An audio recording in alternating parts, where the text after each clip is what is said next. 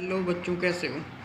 आज मैं आपके लिए लेकर आया हूँ एक्सपेरिमेंट सेकंड फिजिक्स का जो है उसके रिगार्डिंग जो वाइवा के क्वेश्चन बनते हैं आज वो स्टडी करेंगे। तो सबसे पहले क्वेश्चन है कि what do you mean by mass. Mass होता क्या है। Mass of an object is the measure of its inertia.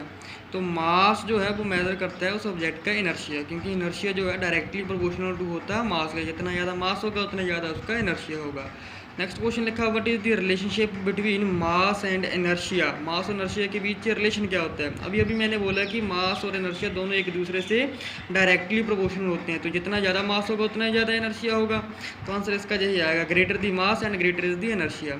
तो does the mass of an object changes from place to place. क्या मास जो है ऑब्जेक्ट का प्लेस टू प्लेस चेंज करते हैं। तो mass of an object is constant रहता है, do not change from place to place. तो मास जो है किसी भी बॉडी का कभी भी चेंज नहीं करता, चाहे आप दुनिया के किसी भी हिस्से पर हो वो सेम रहेगा। तो what is the SI unit of mass. Mass का एसआई यूनिट क्या होता है, किलोग्राम, ये तो आप जानते होंगे।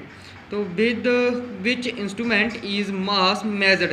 कौन से इंस्ट्रूमेंट से हम मास को मेजर कर सकते हैं, दैट इज़ है फिजिकल बैलेंस। तो नेक्स्ट क्वेश्चन है हमारा, what do you mean by weight. Weight क्या होता है, weight of a body is defined as a force which it is attract towards the centre of the earth.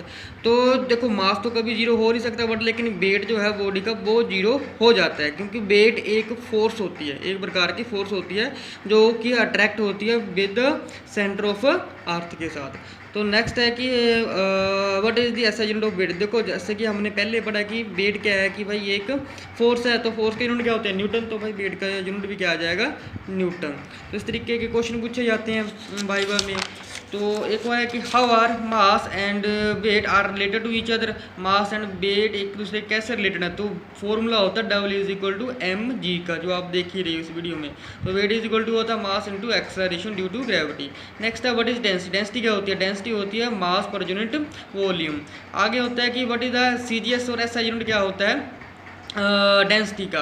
तो density का जो हमारा सीजीएस यूनिट होता है वो होता है ग्राम सेंटीमीटर क्यूब इनवर्स, और एसआई यूनिट होता है किलोग्राम मीटर क्यूब इनवर्स। तो थ्रस्ट क्या होता है, देखो थ्रस्ट एक प्रकार की फोर्स ही होती है जो कि परपेंडिकुलर लगती है सरफेस के साथ। तो उसके बाद नेक्स्ट है कि रिलेटिव डेंसिटी क्या होती है। ये रिलेटिव डेंसिटी होती है, रेशियो होती है एक density of a substance to the density of the water. अगर आप किसी सब्सटेंस की रिलेटिव डेंसिटी निकालना चाहते हो तो उसे डिवाइड कर दो डेंसिटी ऑफ वाटर के साथ। नेक्स्ट क्वेश्चन है what is the unit of relative density का यूनिट क्या होता है, कोई भी नहीं, कोई यूनिट नहीं होता। क्यों, क्योंकि भाई डेंसिटी बाई डेंसिटी होता है, डेंसिटी डेंसिटी कट जाती है तो यूनिट लेस क्वांटिटी आ जाती है। तो एक बड़ा इंपॉर्टेंट क्वेश्चन है कि what is the density of water at 4 degree Celsius in CGS system and SI unit. क्या डेंसिटी होगी। तो density of 4 degree Celsius in CGS system में कितनी होगी, 1 ग्राम पर centimetre cube, and SI unit में होगी 10⁻³ किलोग्राम मीटर पर क्यूब। नेक्स्ट है क्वेश्चन है कि what is the effect of temperature on the density of the substance के ऊपर क्या फ़र्क पड़ेगा। देखो जैसे टेम्परेचर इंक्रीज करेगा तो डेंसिटी या सब्सटेंस की डिक्रीज होती जाएगी।